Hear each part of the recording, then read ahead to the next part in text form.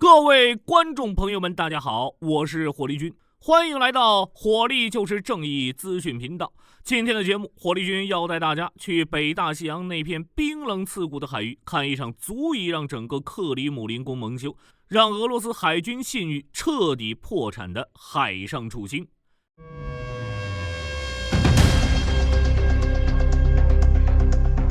这事儿发生在不久前，画面至今想起来都让人觉得不可思议。就在爱尔兰西北部的公海上，美军的 MH-60S 海鹰直升机在空中轰鸣，特种部队顺着绳索鱼贯而下，他们的脚下是一艘装满原油、隶属于俄罗斯利益链条的巨大油轮马里涅拉号。而就在距离油轮不到几海里的地方，俄罗斯海军的导弹护卫舰和一艘核潜艇正浮出水面。他们那黑洞洞的炮口和导弹发射架原本是这艘油轮的护卫和保镖，可当美军强行登船扣押的时候，全世界都屏住了呼吸。俄军会开火吗？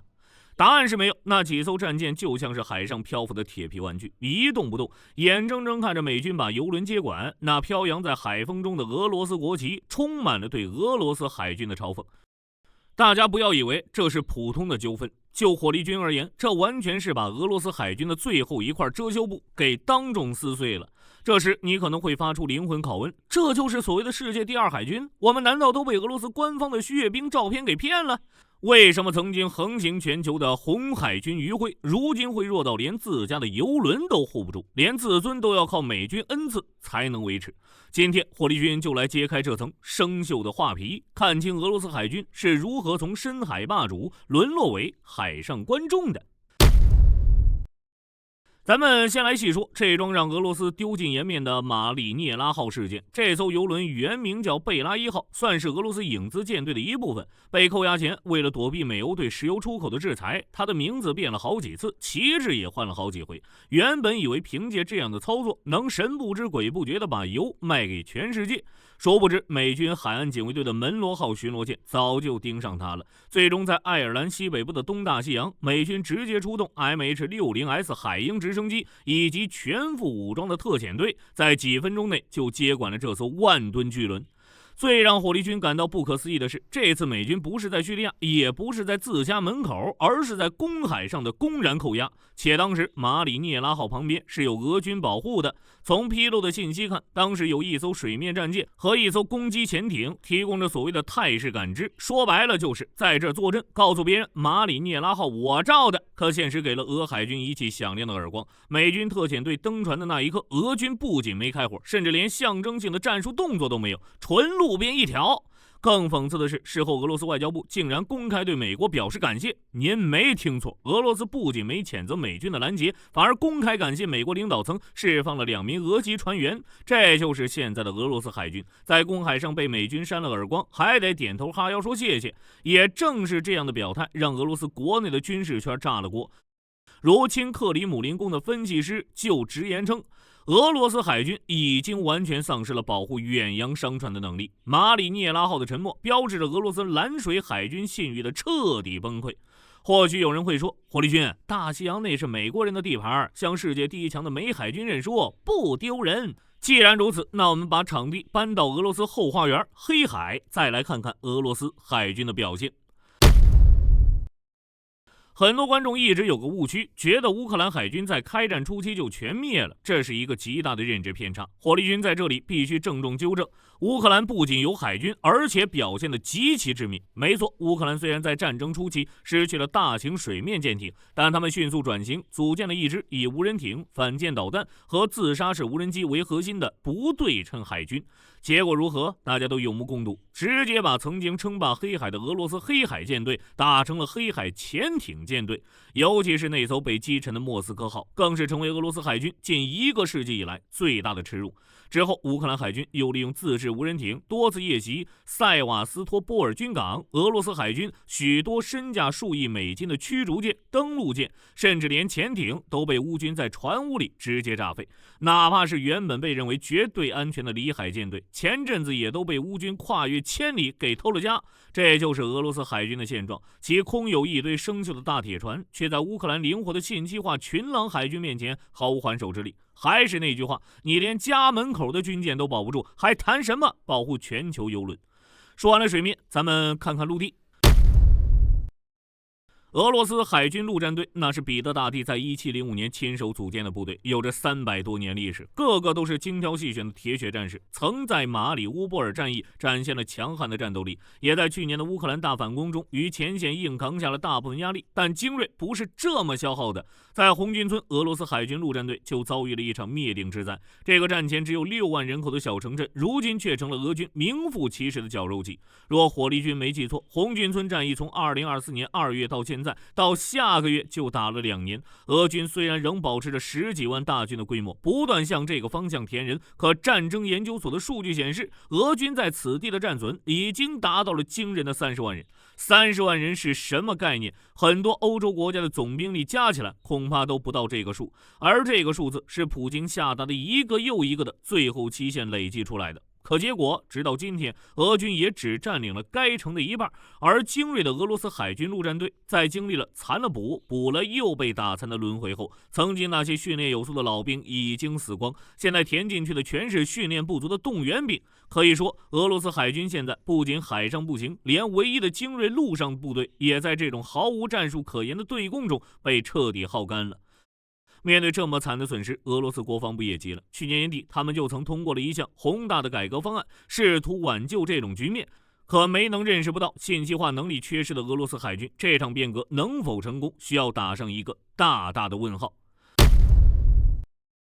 俄罗斯这场旅改师改革核心思路很简单，就是嫌旅的人数不够多，要改成师，即把原来的3500人旅扩编成6000人左右的师，并把大批的重型火炮如旋风火箭炮、锦葵自行榴弹炮塞进编制，给人一种听起来火力很猛的感觉。但在火力军看来，这简直就是找死，因为俄罗斯国防部根本没有认清楚失败的本质。俄军在红军村打不赢，不是因为人少，而是因为信息化感知能力太差。在现代战场，你搞一个几千人的师，如果没有实时的卫星链路，如果没有战场数字化终端，那这些聚在一起的装甲车就是海马斯导弹最喜欢的活靶子。以第336近卫海军陆战旅为例，过去全旅只有3500人，实际可用的步兵营只有2个，剩下的全是自行火炮营、防空炮营。这种头重脚轻的编制，就是典型的营级战术群思路。重火力、轻步兵、轻后勤，一旦步兵在冲锋中消耗殆尽，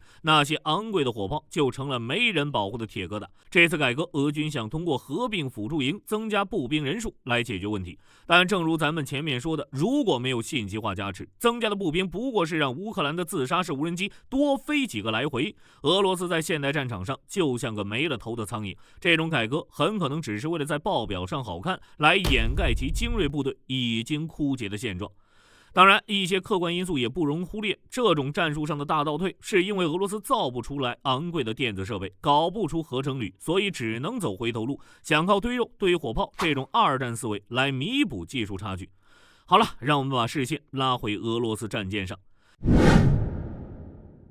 现代海军的脊梁是看你有多少一级舰，也就是巡洋舰和驱逐舰。可目前的俄罗斯海军已经快把苏联留下的那点老本吃光了。根据2000年代初的计划，俄罗斯海军本该拥有44到50艘新型巡防舰，可现实是他们只拿到了16艘，而且绝大多数还是连远洋都去不了的小型护卫舰。到2025年底，随着最后一艘现代级驱逐舰退役，俄罗斯自苏联时期继承的17艘导弹驱逐舰将全部报废或退役。现在的俄罗斯海军远洋支柱只剩下一艘状况糟糕的基洛夫级核巡洋舰，以及2艘从未进行过有意义现代化改造的光荣级巡洋舰。至于那艘在大修厂里待了快10年，起火成了家常便饭的库兹涅佐夫号航母，自去年7月被暂停改造和维修后，目前正面临拆解和报废。换个角度，也就是说，在过去的30多年里，俄罗斯竟然没有建造过一艘大型驱逐舰或航母。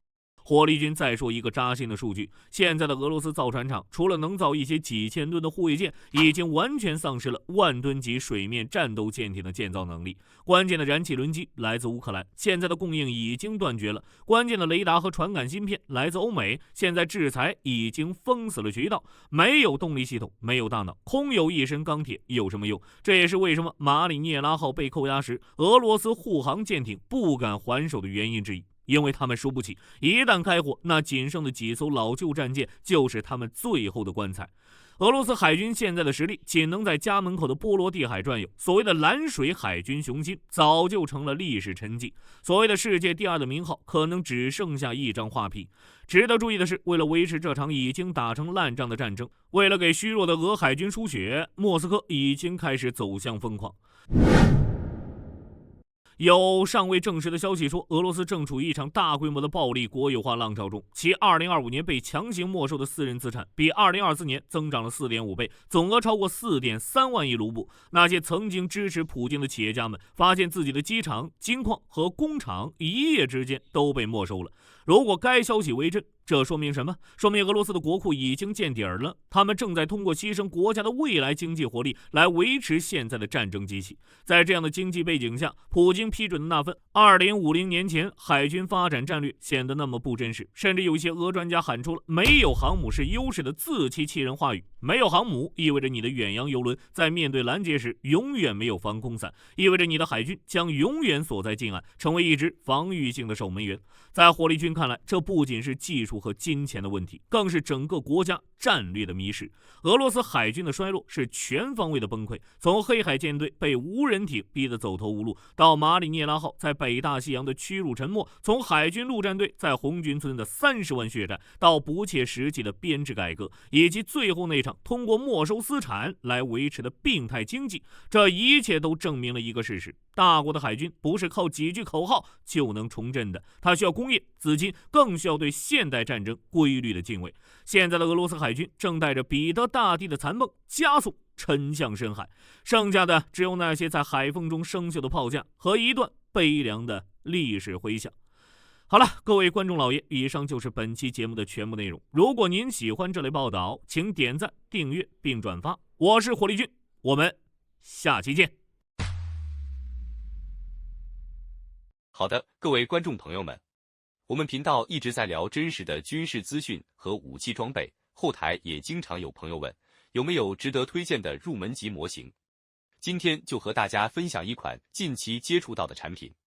首先，它的外形还原度做得相当不错，比例准确，武器上的一些关键细节和标识也都有体现，材质也说得过去，拿在手上有不错的分量感。